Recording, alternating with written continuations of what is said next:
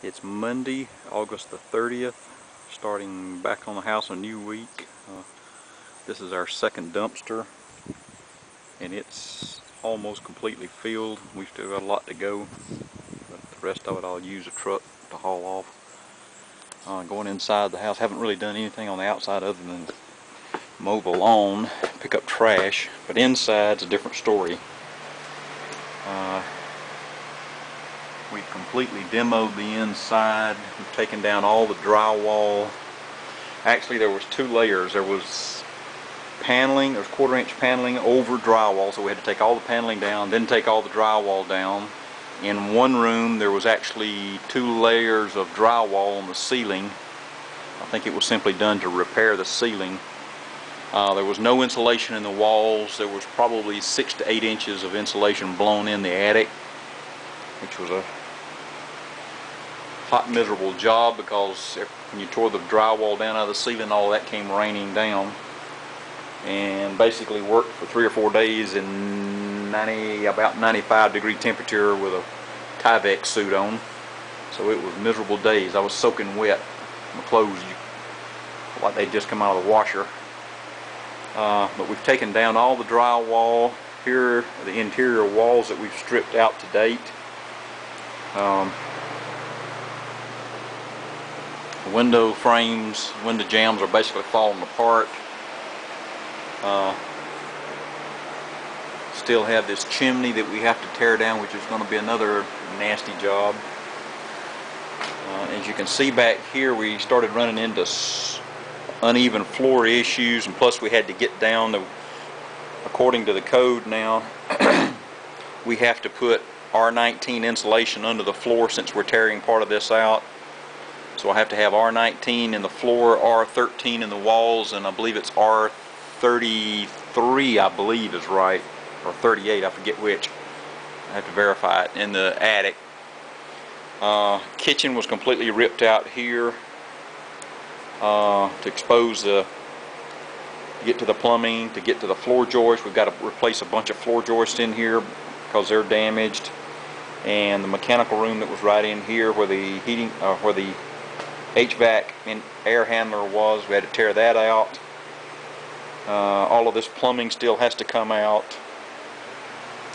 This house is a little odd because I'm used to seeing on a conventional framing a rafter coming down load bearing on a wall that loads down onto the girders. Well, this house doesn't do that. It's basically using the outside walls to support the rafters and then loading on a center ridge beam, which is nothing more than a 1x. There are no collar beams in here. Diagonal planking as far as roof sheathing. I'm not diagonal, but 1x8, 1x10, 1x12 planking.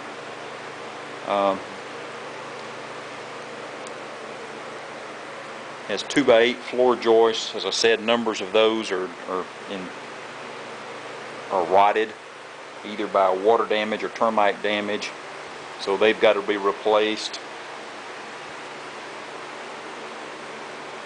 The wall right here that you're seeing, that is simply a temporary wall holding up really it's doing nothing more than holding up the ceiling joist. That's all, the only load that's on the interior walls. Any load bearing wall, they're only carrying the load of the ceiling joist.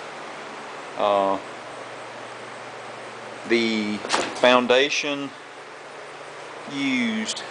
basically used speed brick with a rim joist or an end plate.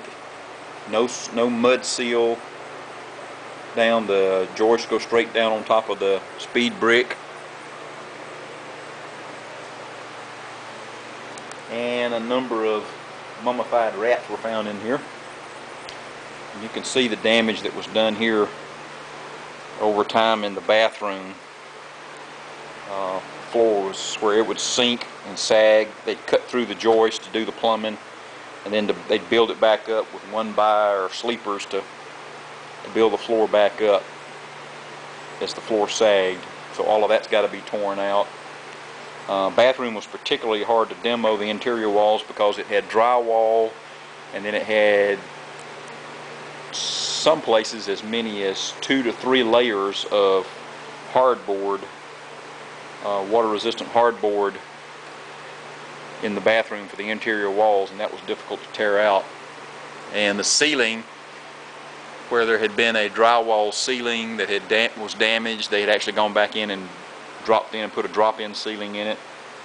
So it was a chore to tear that out. As you can see over here on the floor joist and what was the rear bedroom, they're just completely shot. I mean, you step on them one time and they just crumble. So from there to just about back over past the bathrooms, all going to have to be all new floor joist. The subfloor was 1 by probably 1 by 10 diagonals, then hardwood floor over the top of that. In the front, we had to cut out another section, try to cut it out at 4 feet to work with replacing it with OSB or plywood. Again, we had floor issues, leveling issues, and just to be able to get under here. I've got it cut out enough now to where I had the guy come in Saturday for insulation estimate, and he said he can work with this, but I've got to coordinate that to get the plumbing roughed in without flooring in, so that the guys can do the insulation. So that may be a trick trying to schedule all that. I may end up having to pay one or both of them more to come back and for an extra trip, but hopefully not. Like I say, all the floors were hardwood floors. We had to tear out all the hardwood floors, and then I had to tear out the diagonal subfloor. So it was a lot of work that took place here. Going out to the back, this is the laundry room, and again had to tear all of it out. There's the air handler that came out of the house. The house originally had siding, asbestos siding on it. That's been torn off and had drywall placed over it. These walls back here are in such poor shape. This room may be a complete tear down and rebuild. I may be able to salvage a piece of it, but not very much. It may not be worth trying to salvage any, because the walls are rotted. I've got roof sheathing that's rotted. The pitch on it is too low. It's probably about a 2.5 to a 3 on 12 pitch. And there's like 3 layers of roofing on this house, so there's a lot of weight on there just from roofing. But you can see there the damage that's going to be done. But and then we'll have to build this floor up either with sleepers or leveling compound or another layer, skim layer of concrete or whatever, to get it level with the coming out and going into the kitchen. As you can see, the sole plate over there, that bottom seal is completely rotted and gone. All that's left is the bolts. So this is going to be a complete redo. This old garage out here is a total wreck. We're going to have to tear it completely down. Actually, the neighbor across the street right now has asked that has offered to tear it down just to get the materials out of it. So that's a blessing. Another good piece of news we had Friday was I was almost sure this house was on a septic tank. The city, I had called the city earlier, and they had no record of it being on city, tapped into city sewer. So the tap fee would have been $1,950, I believe, and then plus the expense for the plumber to dig out and tap in. I know in Morristown that ran me about $600. Of course, that was a longer distance, so here it probably would have been about $300 or $400.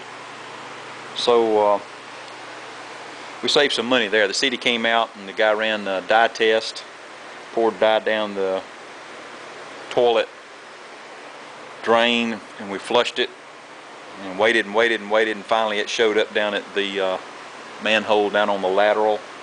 So instead of probably $2,400, I only spent $50, so that was good news. Plus I have it on record now that it is tied into the city.